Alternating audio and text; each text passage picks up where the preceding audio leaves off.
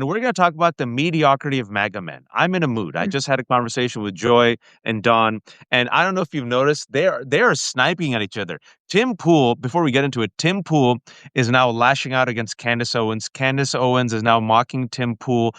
Milo Yiannopoulos is trolling Benny Johnson because Benny Johnson is now saying he's going to threaten to sue him because Milo is allegedly spreading rumors that Benny Johnson is on Grindr and grinding men left and right. You got Nick Fuentes versus Pierce Morgan. You got Ben Shapiro versus Nick Fuentes. You got Donald Trump now saying, my tariffs work. By the way, we're going to give $12 billion bailout to the soy farmers that I screwed just because. You have him negative double digits on the economy, approval rating at 36%. Sean Duffy has no idea how to reduce costs. Pete Hegseth is throwing everyone and their mother under the bus for apparently murdering people. Little Marco Rubio is out of his closet once in a while to talk about Muslims. They're still shitting on Somalis. Somalis are just destroying them on Twitter, if you've seen. And as this is happening, it seems like they're sinking, but they've gone all in on white supremacy. And as this is happening, they're telling the rest of us, including white women, white men are the best. We're on top and you go back. That's what's happening the past week, Allison. So clearly they're much, much better than us. But let's talk about the Hegseth of it all, who is the model mediocre white man with massive male insecurities. What have you heard of the Hegseth spin as he's trying to get out of the fog of war and pin the blame on anybody else but him for murdering Venezuelan fishermen? Well, I think what they're going to do is they're going to rely on this Department of Justice Office of Legal Counsel memo that, was written by, one of Trump's allies that says it's perfectly legal to declare a non-international armed conflict, which he cannot do without Congress.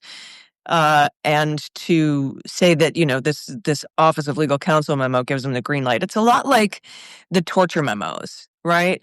Where the very dirty and horrific Office of Legal Counsel under Bush was like, no, this isn't torture. If you do these things, even, individually, they're not torture. Maybe together they are, but, we can't really, if you put 10 minutes in between each of these things, then it's not torture or whatever. It's totally legal and totally cool. And I think that what Bradley was told by Hegseth, Admiral Bradley, who's the one who gave the order based on what Hegseth told him to do, to murder all 11 of these people, then this is just specifically on the September 2nd boat strike, not to mention the other 80 people who they've murdered. But that specific one, that all of the people on that boat were labeled terrorists and therefore okay. And what they're using to justify it is like when Obama killed that Al-Qaeda leader who was an American citizen abroad. Anwar al-Awlaki in Yemen, and also then his teenage son. Yeah, and they were like, "Where's your outrage then?" I'm like, "We had outrage then as well. We we thought that was also murder." So, okay, so I won't vote for Obama. Like, I don't know what you want from me, but that's always weird. Like, well, your guy did it, so you aren't allowed to say that it's not okay. And it's like, no, we still think it's not okay. It's like if Bill Clinton is in the Epstein files, great, put him in jail. Like somebody said, oh no, I'll have to go take my who was the guy? Harrison Reed, something that was in the Epstein files. I can't remember his name. Some Democrat. But somebody was like, oh no, I'll have to go take my Harrison Reed flag down off my pickup truck. Like Bill Richardson. Bill Richardson, like, we don't care. Like, you don't understand. We hold ours accountable. You do not. That is the difference between you and us. But I think they're going to rely on that Office of Legal Counsel memo to say, hey, Department of Justice told me that it was legal, and then Bradley's going to take the fall for it, and nobody will get in trouble. Because what I want to know, if I had Bradley in a chair under oath, I would be like, what were you told about what to say, and what were you promised? Were you promised that you wouldn't be brought up on Uniform Code of Military Justice charges? Were you told that Pam Bondi wouldn't, who said in the past that these kinds of things are illegal and war crimes? Were you told she's not going to prosecute you? And then I also wanted to hear from Admiral Halsey, who was actually fired for refusing to go along follow these illegal orders, even with that Department of Justice Office of Legal Counsel memo. So it's going to be interesting to see where that comes, all that shakes out. But right now, Congress, both sides of the aisle, are trying to bake into the NDAA a withholding of, I think, part of Hegseth's travel budget. I don't understand why they just don't withhold his entire paycheck and his entire travel budget if he doesn't release that video, the double tap video, because I think people are tired of the spin that people like Tom Cotton are putting on it. Well, they were waving their arms and taking their shirt off to get a tan and having a vacation and trying to signal to Suriname that they were on their way or whatever. Just nip that bullshit in the bud. So we'll see where it all shakes out. But this is another, when you talk about the Achilles cankles of this administration, we could add now to affordability in the Epstein files. We can now add, first of all these cracks in the MAGA base with Marjorie Taylor Greene trying to break off and make her own party like we said that she would right here on the left hook. But we can add, I think, the double tap boat strike and frankly, all other murders that they committed on the high seas, but they're focusing on that one because it's extra illegal.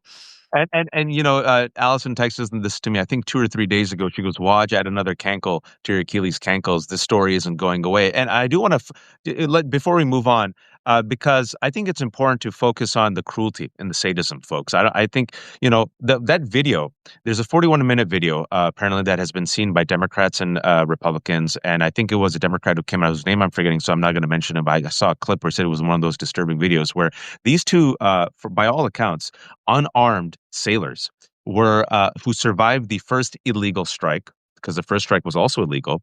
They were hanging on the side of the boat, Allison, for dear life in the open waters for 41 minutes. And for 41 minutes, apparently, this Trump administration was going back and forth trying to decide what to do. And by deciding what to do is, oh shit, we just committed a crime. If this would be a war crime if we're actually at war, and these people didn't die, and there's two people hanging on the side. What should we do? What should we do? What should we do? And the And Uniform then, Code of Military Justice says that if it's feasible, you must render aid to the shipwrecked. but they didn't render aid. So what did they do as they saw these two men, probably horrified, traumatized, seeing the rest of their crew dead, hanging on? Folks, they were hanging on for dear life to the side of a boat for 41 minutes. And this administration, according to Pete Keck, said, kill them all. I gave the order for the second strike. Oh, wait, it wasn't me. It was Admiral Bradley. What? No, I gave the first order, then I left the room, and then it was just the fog of war. And this had Yeah, happened. and if it was a clear kill 'em all order, why did you wait 41 minutes for the double tap? Why'd you wait? Folks, why did you wait? And then furthermore, why'd you do it again and again and again and again? And furthermore, why didn't you use, oh, I don't know, the Coast Guard, the Navy? I've been giving this example, Allison. I haven't used this example with you. I really enjoyed the movie Captain Phillips, but there's a scene that always makes me laugh in that movie. It's towards the end where you have these three emaciated Somali pirates who have Tom Hanks's boat, and then the U.S. Navy surrounds him with these three ships. Remember that scene from Captain Phillips, which always kind of made me laugh? I'm like, we have you can stop them, you can blow out the motorboat, you can interdict them, you could do so much, but they chose, Allison, cruelty. They chose to kill them. And I don't know, have you heard Greg Gutfield and Megyn Kelly the past week where they've been imagining there's we don't care. I want to see limbs in the water. I want to see them blown up. I want to see blood in the water. Who cares? These are drug traffickers. What does that reveal about what we're dealing with, Allison? The fact that Lev is saying, hey, Lev is here. It's all part of the plan. Yeah, well, they're bloodthirsty, right? And Miles Taylor, who we've both spoken with, a friend of mine, talked about this during the first administration, where Donald Trump wanted to shoot people in the legs. He wanted to put spikes. He wanted to have the border wall, have spikes that pop out of it to impale people that were trying to scale the wall. Not that that's how most people get here across the border, but They come in planes and they overstay their visa. Yes, he's making the wall black so they'll get third-degree burns on their hands. He wanted to put a moat of alligators so people would get chewed up. He was bloodthirsty, and he has been kind of, Miles Taylor said he's been dreaming about murdering brown people since the very first administration. He wanted to shoot peaceful protesters at the George Floyd protests. Like, that's who he is. And that's like the hill that a lot of these MAGA will die on. That's what is the impetus for the mass deportation, the cruelty and the inhumanity of the mass deportation project, is that, I mean, they wouldn't have spent so much time trying to convince us that they're vermin and animals and, to dehumanize them if they didn't want to see blood in the water, literally. You know what I mean? I was asking if Lev wanted to come in, and I was going to ask your permission if you wanted to come in, but I don't know if he's here anymore. But Lev, if you want to come in, and if Allison's fine with it, let me know. And also, now we see a type of desperation, Allison, because they're swimming underwater. When it comes to the economy, they're swimming underwater when it comes to their affordability. They're swimming underwater when it comes to Epstein. They're swimming underwater when it comes to immigration. He's hovering around 36% approval rating. And what trick do they have left? Well, we've seen it in the past week. They have, I don't know if you've been following social media, they have gone all in. They're not talking about, the Ellisons taking over. They're not talking about the oligarchy. They're not talking about the CDC, like, planning to kill us. They're not talking about the bailout to the farmers. They're not talking about the tariffs. They're not talking about the grocery prices. They're not talking about, people are hungry. They're talking about the Somalis, the immigrants. They're talking about remigrate, which is a Nazi term for ethnic cleansing. They have gone all the way back to the one playbook that launched Donald Trump's entire political career: racism. And I'm asking you, Allison, I I see it. I finally think it's not working. I think things are so bad that even MAGA's like, this is hateful shit. Like, this is wrong. Like, yeah, you're trying to gin us anger up with Somalis and this, alleged scandal in Minnesota where they, some Somalis stole money, but you're pardoning fraudsters. You're telling us about drug traffickers, but you literally pardoned the former Honduran president. You're telling us that you're tough on crime. You pardoned the 1600 violent insurrectionists. And you even saw some MAGA manosphere folks like Tim Dillon openly call out Donald Trump for the hypocritical bullshit. It's very dangerous, of course, folks. But I don't think that it's working as it did in 2016 and 2020. But your take. Oh, yeah, no, eventually you've got to come full circle to what you were intending to do when you dehumanized people, right? Eventually you get to the part where you're putting people in concentration camps, blowing them up in the ocean and trying to, you have to, if you're setting everybody up to be okay with murdering people, you got to get to the murder part, and not everybody's going to come along with you on that. And you and I and everybody we know saw that coming. It's like, if they take this to its logical conclusion, which is where they want to go, then they're going to lose a lot of their base on this. And they are. And I think that's Marjorie Taylor Greene's message when she's reforming and trying to break away. Basically, they need to find a way to get the MAGA base away from Donald Trump, because he's either going to be taken out of office or he's not going to be on this mortal coil for much longer. And they need to find a way to court that base. And so what her message is, and you and I talked about this, and it would be this exactly. She's saying Make America Great Again is no longer about America. So it's with the America first. Now America first. So let's just go with the KKK phrase, right? Let's just go with the American Nazi Party phrase from the 1930s. Let's just go all out.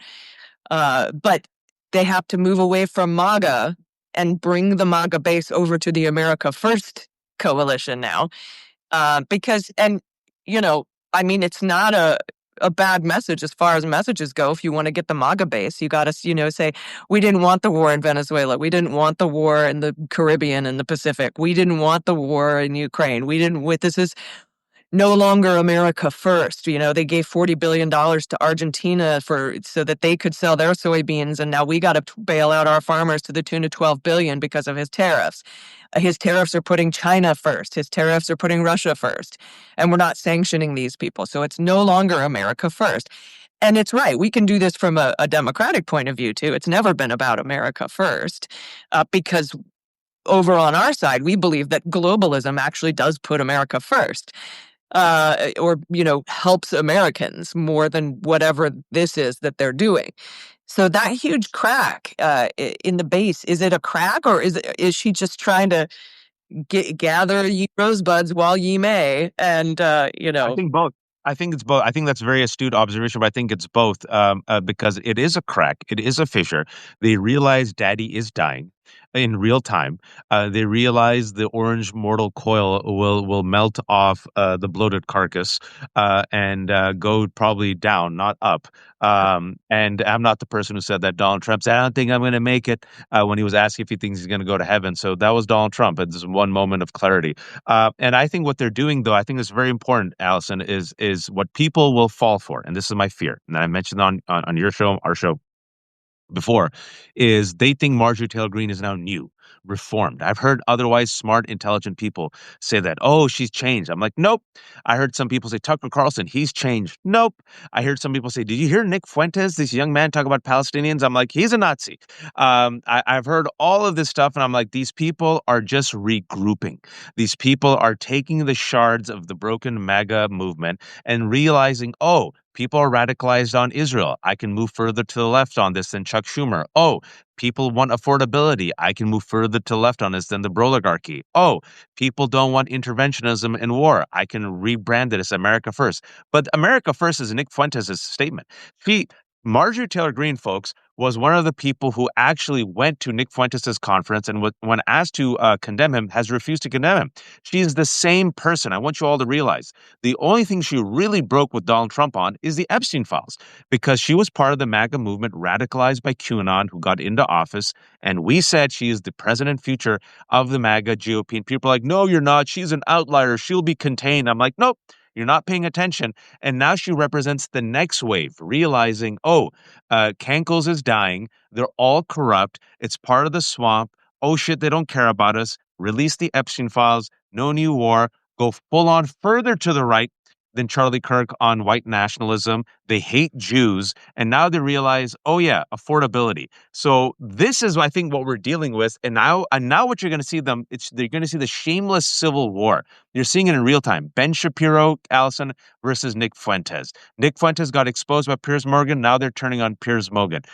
Tim Pool went against Candace Owens yesterday.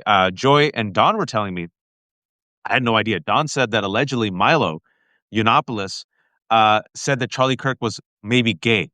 And then Milo is called Benny Johnson allegedly gay. Now Benny Johnson is suing. I love it. I love it. It's all coming out, Allison. But the problem is, I think we have to be at it and tell people that Marjorie Taylor Greene is not our friend, Allison. Because I think this is what I'm seeing right now. Oh, we're so desperate for allies. Come on in, Marjorie Taylor Greene. I'm like, oh, no, no, no. She represents the next wave. Yeah, no, I agree. And I think that what she sees is what some folks on the left have noticed but have done something different with. For example, AOC and Mamdani reaching out to young Trump voters who voted for Trump 100% on the fact that he said he would lower prices, right? And that, without knowing or paying attention really to anything else about him. But, when you've got things sneaking in like ethnic cleansing and Nazism, you kind of, it'll be interesting to see how Marjorie Taylor Greene's new party handles that. But like you said, I think she's going further to the right um, with regard to white nationalism and Christian nationalism. And so I don't know that I think that our job is going to be like what Mamdani and AOC did, is to point those things out and to just, in a lot of cases, focus on affordability for the kind of voters that don't really pay attention to much of anything else, but how they're impacted negatively by what's going on in the economy. So it'll be interesting to see how they. No, I think it's important. Allison, I've said this before. I know people think I'm cray and exaggerating. Folks, most Americans are low information voters. We're not stupid. We're low information voters. We also live, as Gore Vidal said, in the United States of amnesia. Case in point, Marjorie Taylor Greene apparently is not good, and people have literally forgotten her entire political career. Tucker Carlson said something nice about brown people in London, and some South Asians I know. You see what Tucker Carlson said? I'm like, did you see the rest of the interview where he's like, where are all the white people in England? Candace Owens, apparently now people are like, oh yeah, she's turning around. I'm like, she's batshit crazy with her conspiracy theories, right?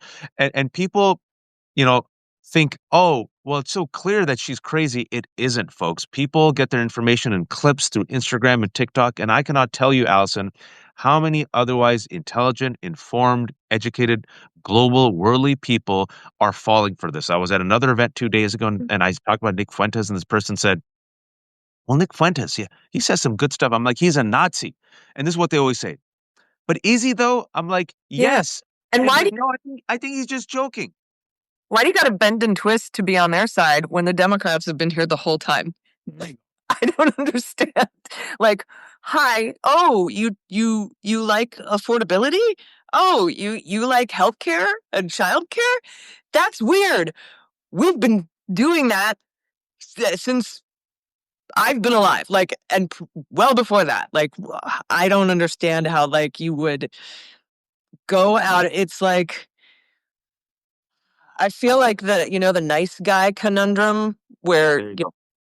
the somebody dates a bunch of a-holes and then really kind of goes out of their way to justify dating that next a-hole instead of the nice guy who's been there the whole time. Um, that it's like it feels like a little bit like that to me. Like I just don't understand. But that's where they are. And so that's why we have to meet them there and say, we've been here the whole time. Hi, if you're looking for a party that's not like Marjorie Taylor Greene, don't try Nick Fuentes. Try us. We've been here the whole time. I feel like, We what it is. I've been thinking about this for a while. It's a collective gaslighting where we've moved the Overton window so far to the right, where we have been trained by corporate America and the establishment to always bend the knee to bad right-wing grievance, where we always have to be Charlie Brown and they get to be Lucy and lift the football, right?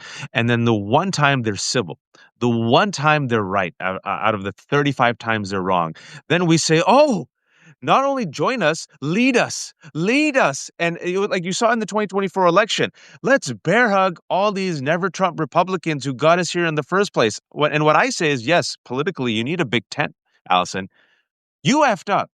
You get to be in the not in the driver's seat. You get to be in the back seat. You can come with us, but you get to be in the back seat. I listen to some of your advice. If it's good, I'll take it. But no, we've been here. We've been on this road. We've been charting this path. So you can join us in our expanding caravan. But I think what so many Democrats, the establishment, corporate America, and so many people who are so used to being abused, like you said, right?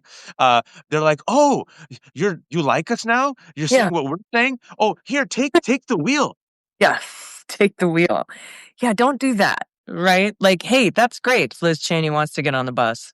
Fantastic. But she shouldn't be making any policy for the party. Um, it's frustrating to have been right there the whole time and to have people still bending over backwards to vote for Nazis. Well, they aren't as bad as they used to be. It's like I don't know what you're looking for from us. The media doesn't help. No, I, Be- I agree. That's what I'm saying. It's the completely, if you will, rigged system. It's a rigged game for the grievances of the right wing and the centrist right. I saw it in the media all the time where Scott Jennings on CNN, the entire panel and Abby Phillips. Her show has to bend to what? One person, Scott Jennings. Why? For a fake bullshit both sides. And then the one time Scott Jennings might be right, they're like, did you see? Oh, he's right. A mother effort. What about, I don't know, black people and women and everyone else who's been right about everything for yeah. or 80% of the time, right? So I think this is very important, folks. This is not just us kvetching. You're seeing it in real time. They are using, by they, I'm talking about the right wing. I'm talking about the new MAGA. I'm talking about the new MAGA, which is even going to be worse. I'm talking about the Marjorie Taylor Greens. You see in real time, they are using you. What I say, Allison, is, oh, no, no, no. I know you're using me. I'm using you. I'm using you to divide and conquer MAGA. I'm using you to weaken Donald Trump. I'm using you to promote the messages that I know will help America, like affordability, release the Epstein files. But I know you and I see you. I know exactly what you are. And guess what? We have the numbers now. Guess what? What is that scene from Captain Phillips? I'm the captain now. And I feel like what we're doing instead, the majority says, you be the captain, you be the co-captain. And I'm like, oh, no, no, no, no. They effed up. They're wrong. They're desperate. They need us. We don't need them. So they're using us like remoras, Allison, right now. And my take on this is we use them to do a divide and conquer. Your response? Yeah, no, I agree. I think it's a good idea. And the media with Biden blows one debate, and all of a sudden we have to change candidates 100 days before a an election. But Donald Trump is says he could lower prices, and everyone's like, oh, it's Jesus. So it's very frustrating to have be held to two very very different standards. Um, Democrat Al Franken with his boob grab joke from the God, so painful. and then we got to get rid of that guy. But here you've got actual literal Nazis who want to murder people on the high seas. But there's something about him. It's like if Mother Teresa sneezed wrong and you just toss her out the window, but you really like that Satan fellow. He's coming around. It just doesn't make any sense to me. But that Hey, the Nazi talked about affordability. Hey, guys. it's the money machine. Do you know how much money they make when Donald Trump is president? So of course the big rich people who withheld, like the entertainment people at the Emanuel's, Rahm Emanuel and his brother, Yeah, yeah. like all that they withheld millions of dollars in support to the Democratic Party. They said we're not going to donate to even down ballot Democrats unless you get rid of Joe Biden. It's because they all make a shitload of money when Donald Trump is the president. I just And speaking about the money, I do want to ask you about this because I think this is a bigger story that I've been trying to talk about. And I want to bring on, I'm going to do a Substack live just about this because I've talked about it a lot. It's peppered throughout because I've been tracking the corporate consolidation of the media and how these fascists work together and how industrialists throughout time have always laid out the red carpet for fascism. And now you're seeing it in real time. And I'm sure you saw this. This is a big story, folks. I know this might not sound sexy to you, but it will impact you. This potential merger between Netflix and Warner Brothers. Netflix offered more money than Paramount, and as of yesterday, Paramount has engaged in a hostile takeover. Now, for those who don't know the story, Larry Ellison, usually trades places with Elon Musk for being the richest man on earth, also the largest single private donor to the IDF, also a complete racist, total freak, pro-Trumper, and his nepo baby son, David Ellison. They've already bought Paramount. They've already bought CBS. Larry Ellison bought TikTok. Now they want to buy Warner Brothers. And if they buy Warner Brothers, that means they will get Discovery, Warner Brothers, CNN, HBO, TNT, TBS, MTV, Comedy Central, DC Comics movies, Paramount, and CBS. Hardcore Trumpers, hardcore pro-Israel, anti-Palestinian Zionists, who that's why the main reason why they bought TikTok, right? Because you see all the politicians saying the children have been radicalized by TikTok. And I'm like, I think they got radicalized by genocide. But this type of consolidation, and oh, by the way, we just found out yesterday, David Ellison openly said, oh, yeah, I had a conversation with Donald Trump, and he wants us to buy a CNN, and he wants changes to CNN. And yeah, we'll go ahead and implement those changes. And you just saw what Barry Weiss is doing to CBS News. I think this is a much bigger story that more Americans need to care about. But going back straight to your point, Allison, your response. Yeah, I mean, that's always been an issue, is the media consolidation. Nobody likes this merger. And Donald Trump particularly doesn't like Netflix being in, the winner of the bid. He doesn't care about, media conglomerates or monopolies, but everybody else hates it because it actually could hurt the industry and, the movie industry and filmmakers, and it could hurt unions, and it could hurt, there are correct reasons for being against this merger. And my number one thing is consolidation of news media and information. But that's all, and that's been well underway for a long time now. But this would be another pretty massive leap. There's all these little steps but this would be another massive leap into that. I know Scripps is now being bought up. We were able to still watch Jimmy Kimmel in San Diego because Scripps runs our network affiliate there, but they're being bought up now by Paramount, Oh, I Skydance. didn't know that. That's not there goes Jimmy Kimmel. So they're even trying to consolidate the affiliates so that they can control things on a local level. They can control things nationally by controlling things on a local level. Which is why when most of the affiliates pulled Kimmel off the air, that forced, they were trying to force Disney's hands, right? But these corporate billionaire conglomerates getting and even making the world smaller of people who own our news organizations is why I think so many people now are turning to independent media. It's why I get a million hits on my Midas show, Amazing.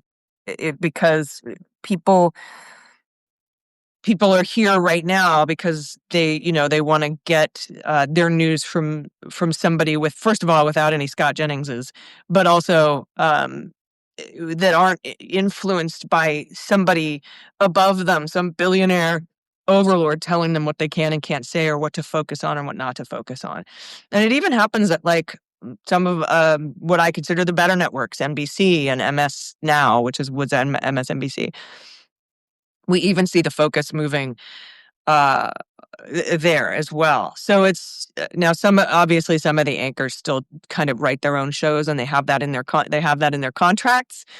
But you can feel it. You can feel the movement of just sort of a homogenized news, a whitewashed information. So I think that's why everybody turns to independent media, because they prefer that their news doesn't come from, billionaires. But it's dangerous, folks. It's the oligarchy. It's the number one issue. The number one issue that can unite so many people around the world is the narrative of affordability and being against the oligarchy.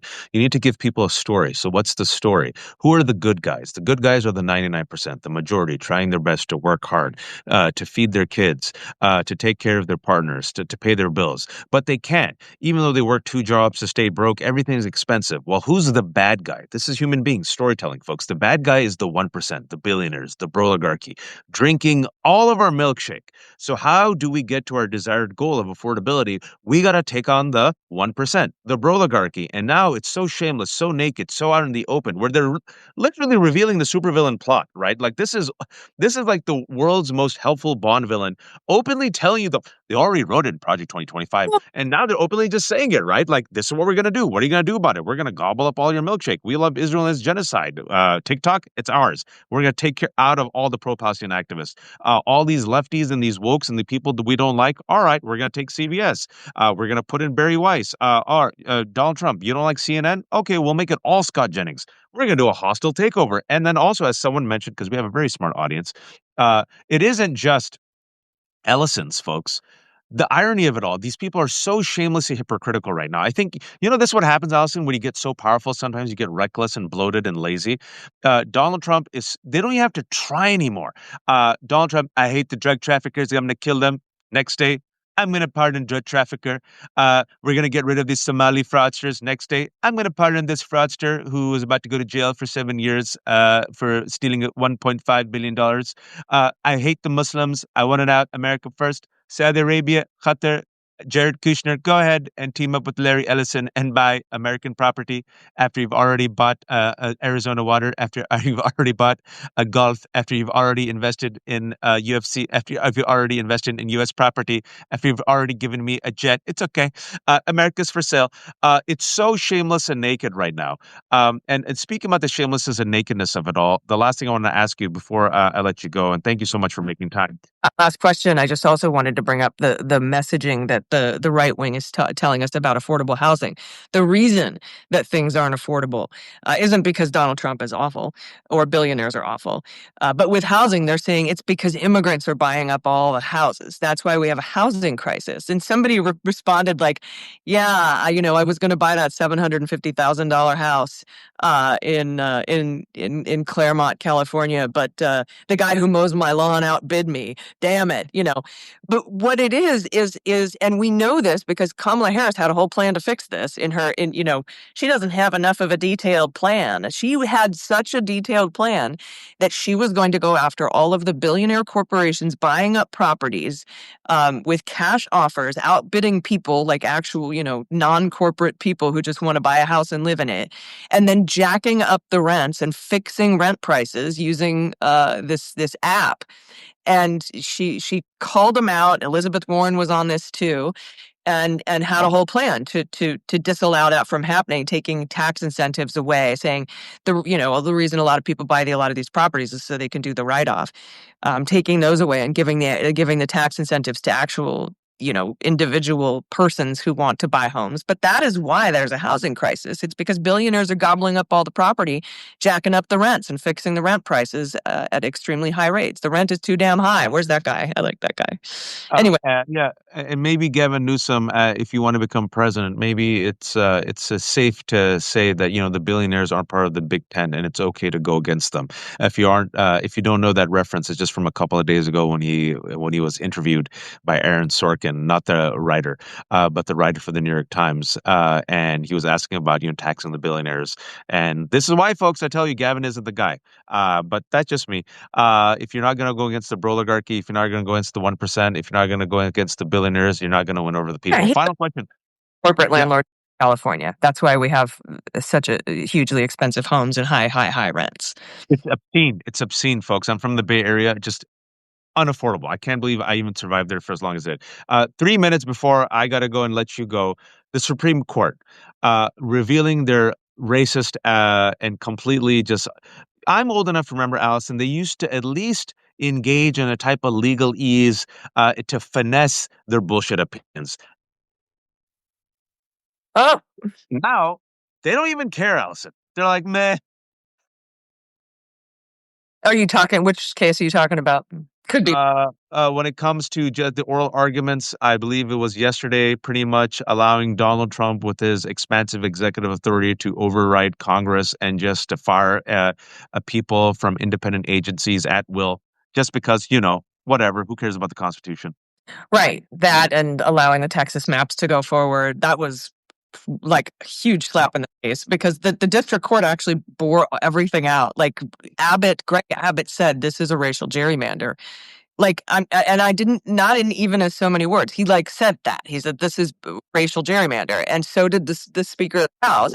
But then Alito was like, this is a political gerrymander, not a racial gerrymander. And it's just too close to those midterms primaries to go back to the old map and shake things up. It was plain as day. And that's why there was such a scathing dissent from the liberals. They're like, do you have ears, sir? Do you take take Martha's flags out of your ears? And look the words that are coming. Do you hear the words that are coming out of his mouth? It's bananas. Now, I think the birthright citizenship thing is kind of one of those softballs that they took so that they can say, no, there's still birthright citizenship and then take a bow and say, look, we're not so bad, so that Roberts can try to save a little face with all the other crazy, insane stuff that he's doing. No, Allison, that's a really good point. I was talking to Leah real quick before. I just wanted to say that it's what Roberts did with Obamacare. See, I saved Obamacare. Now let me spend the next 10 years dismantling the Constitution and going all in on the unitary executive theory and making Trump into a king. Yeah, that's all it is. And yeah, so, folks, for those who don't know, this is the plot. With birthright citizenship, probably 6'3", maybe 7'2", and then they're going to use that and say, see, everyone who wants reform and expansion, you guys are just crazy. Calm down. We still follow the Constitution and rule of law. We're moderate. Don't hold us accountable. Don't threaten us to expand the court. See? We believe in the amendments past the 10th. We do believe in that 14th Amendment, not for anything else, but for this, yeah. Not for Section 3, where insurrection can't run for office. Not that. A lot of people are worried that they're going to say that the 14th Amendment was birthright citizenship for freed slaves only and not for immigrants. But I don't think that that's going to fly. We'll see. I wouldn't put anything past them, but I do think this is a softball for them. And I think you said Leah Littman agreed with you. Yeah. No, she agrees with you and me, and she thinks that yeah, eventually. I was asking her, will it be 7-2, 6-3, 5-4? She goes either way. Like you said, Roberts will use this and probably try to get another 10 years of whitewashing. But folks, don't be fooled. Even if they do, going back full circle, if an extremist does one good thing, he's still an extremist. If a right wing MAGA says one good thing on affordability, they still are right wing promoting Nazi conspiracy theories. And this is a completely corrupt Supreme Court, folks. You're Hitler, seeing it in real time. What's that? Hitler was a vegetarian and a painter.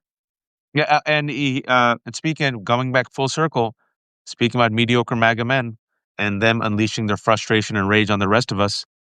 Hitler was also a failed art student. He got rejected. And oh, history would have been so different if he simply got into art school. All these men ultimately are fragile, weak, and broken. It's all projection. Every accusation is a confession. It's never enough for them because ultimately they know they're weak. There's a hole inside them. They rage against the rest of us because oftentimes they can't be us. But even if they get rid of us, Allison, it's not going to replace the hole that is inside them. And that's why we have a better narrative, we have a better story, we have a better plan, we have a better strategy. Do not fall for the okey doke. Do not concede. You don't need to. We finally have momentum, folks. You don't have to give the reins to the people who literally led us to disaster. I say be generous, expand the tent, invite them to your caravan, but they could sit in the back. And if you really, really like them, give them a blanket. But you be the ones in charge. Allison, shamelessly promote yourself. Everybody just subscribe to my Substack if you get a chance. This year, I'm donating my entirety of my disability benefits as a veteran to immigration and LGBTQ plus causes. And the reason I can do that is because of everyone's support. All of my content's always free, but if you have the means, I would love it if you became a paid subscriber. It really helps. Do you still have? Oh, and so yeah, so we're doing these specials, and Allison's specials amazing. That everything's free. There's no paywalls on Muller. She wrote the breakdown. There's no paywalls on the left hook. If you do become a paid subscriber, it helps Allison survive, and she's also giving, like she said, generously all of that money to veterans. Folks, the left hook is completely free. There's no paywalls. I know times are tough. I'm dependent upon the kindness of strangers, like a non-hysterical Blanche Dubois. I have a special going on until the new year because people seem to really appreciate it and it helped them. If you want to help, it used to be $5 a month, now $3.80 a month. It used to be $50 a year, now $38 a year. So a lot of you are free subscribers. If you can convert to paid, it really helps us. If you can't, no worries. There are nearly 2,000 people watching us. This will be up later on my Substack and Allison's Substack. And thank Allison because she always makes time. I was so happy she was partying yesterday. I hope you can relax today, Allison. Yep. Well, got a lot of work to do, but Of course, I knew you would say that, but still, I had to throw it out there. Thanks, everyone. Thank you, Allison.